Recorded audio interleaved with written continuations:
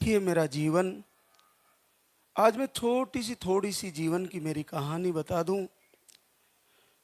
गुस्ताखी माफ करे मुझे कन्हैया, भगवान श्री कृष्ण। बड़ी कठिनाइयों से कन्हैया का जीवन गुजरा होगा। कैसे उन्होंने जरासंध को झेला होगा, कैसे महाभारत का युद्ध, कैसे पूतना, कैसे बकासुर, कैसे जेल में जन्म। बहुत अद्भुत कहानी है कन्हैया की, दुख भरी, लेकिन हमेशा मुस्कुराते हुए पूरा जीवन। और लास्ट में एक शिकारी के हाथों मृत्यु हो जाना बड़ा सरल है। लेकिन आप ये देखिए कि मैं अपने आप की तुलना कन्हैया से नहीं कर रहा हूं। भगवान कृष्ण मुझे माफ करे, लेकिन मेरी माताजी को बार बार मिसकैरेज हो जाते थे और कुछ बच्चे आए तो वो चले गए। कई बार अबॉर्शन हुए तो मेरी माँ को उसके पति ने, उसने सासू ने घर से निकाल दिए। मेरी कहानी बता रहा हूं। पीहर में जाती है बेटी, कहाँ जाए, पीहर में चली गई। तू अपने बच्चों को खा जाती है, उसको छोड़ दिया। इधर महाराज जी 22-25 साल की उम्र में शादी करे। उनकी पत्नी डिलीवरी से डेथ हो जाती है। फिर महाराज जी शादी नहीं करते, फिर सत्संग करते हैं, ज्ञान करते हैं, जगह जगह जन कल्याण में वो घूमते रहते हैं। उम्र हो जाती है 50 के पार। फिर महाराज जी एक बार फिर से शादी करते हैं, विवाह करते हैं नाता प्रथा से, और मेरी माँ से करते हैं, जिसको डायन बताया था कि तुम बच्चों को खा जाती हो। उस माँ के महाराज श्री के आती है वो, और मेरा जन्म होता है। और आप देखिए वो ऐसी कंडीशन में जन्म होता है जहां पर परिवार के लोग ये चाहते थे कि इनकी जमीनें हैं जो हम खाएंगे। महाराज श्री का परिवार नहीं चले तो महाराज श्री की जमीनें हैं वो हम खा लेंगे। बड़ा दुख हुआ जो बंटवारा नहीं, अपने अपने को खाने वाले थे जमीन को। लेकिन देखिए विधाता की लीला, फिर 1.5 साल बाद एक भाई और जन्म लिया, 2 भाई हुए। महाराज श्री बड़े प्रेम से पाले। अचानक से मुझे दूध पिलाने के बहाने कोई महिला ले जाती है और कुछ ऐसा कुछ खिला देती है जिससे मेरे उधर रोग हो जाता पेट में, जैसे पूतना ले गई थी कृष्ण को। कई वर्षों तक मेरा इलाज कराया जाता है। महाराज जी बड़े परेशान हुए। लेकिन मैं जब ज्योतिषियों को बताया तो ज्योतिषियों ने कहा आपके बच्चे की उम्र बहुत कम है।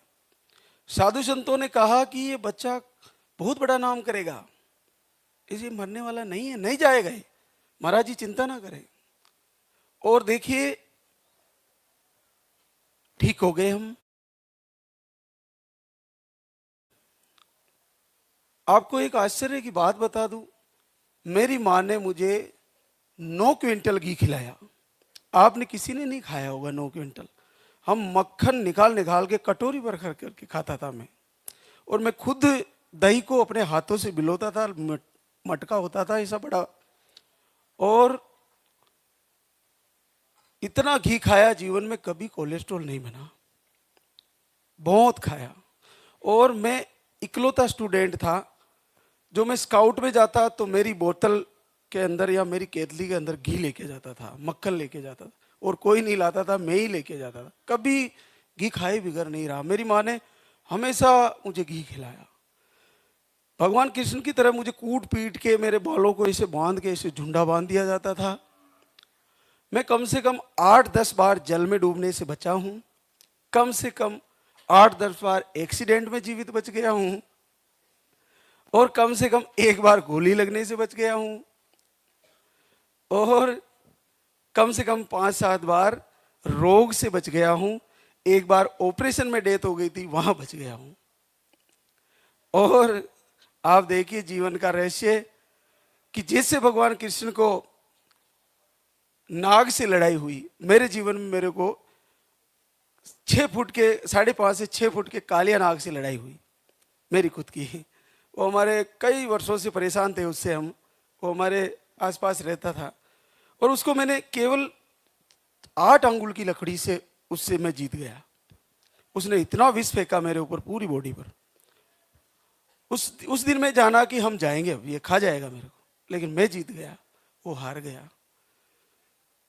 एक बार एक सांड ने मेरे ऊपर हमला किया, मुझे पूरी जमीन में ऐसे मिला दिया पूरा, उससे मैं जीत गया।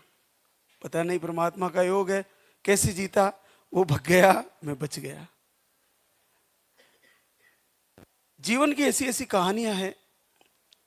मेरा खुद का पौंड्रक तैयार हुआ, डुप्लीकेट। उसने मुझे इतना परेशान किया, लाल धागे वाला, बहुत परेशान किया।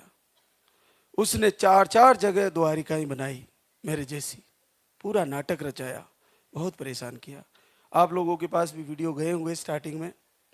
तो मेरा डुप्लीकेट बना, जैसे लाल धागे महाराज है वैसा दूसरा लाल धागे महाराज बना। उससे बहुत संघर्ष करना पड़ा, सफलता पाई। एक शिषपाल जैसा भाई मेरा भी था, जीवन पर्यंत मेरे से नफरत, कभी प्रेम नहीं। उसके जब 100 गुना माप पूरे हुए, वो अपने आप अपने अंजाम को पूरा हुआ। लेकिन अभी भी जरासंध जीवित है, सावर की धरती पर धरना देके बैठा है, और सारे इलाके के राक्षसों को निमंत्रित कर रहा है, आइए मेरा सहयोग करिए, हम लाल धागे सरकार धाम को बंद कराते हैं। और सारे प्यारे प्यारे बड़े बड़े अद्भुत विकराल राक्षस उसका साथ दे रहे हैं, उससे जुड़ने को आ रहे हैं। मैं धन्यवाद देता हूं उस जरासंध को कि कम से कम सारे बिलों से वो राक्षस निकल के तो ला रहा है। वो चाहे मेरा नाती है वो, लेकिन पता चल रहा है कि मेरे जीवन में भी जरासंध है।